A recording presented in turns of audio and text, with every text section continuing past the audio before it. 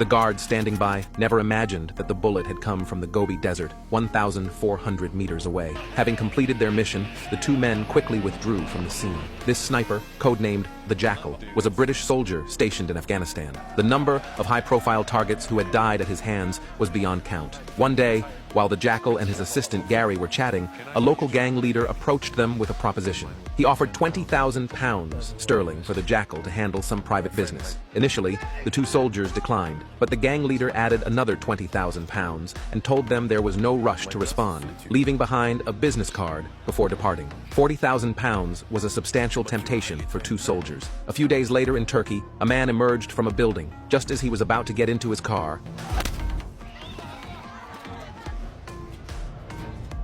that's right. The Jackal and his partner had accepted the contract for £40,000. After eliminating the target, they quickly evacuated the scene. Upon returning to their unit, the Jackal received another mission. This time, the objective was to capture a high-ranking Taliban commander alive. According to reliable intelligence, the commander would be attending a relative's wedding that day. They were to seize this opportunity to take him alive. The wedding guests had no idea that death was approaching. The assault team soon arrived at the wedding venue, but at that moment, the observer spotted an enemy sniper on the opposite hillside, who had already raised his weapon. To protect his teammates, the Jackal decided to strike first.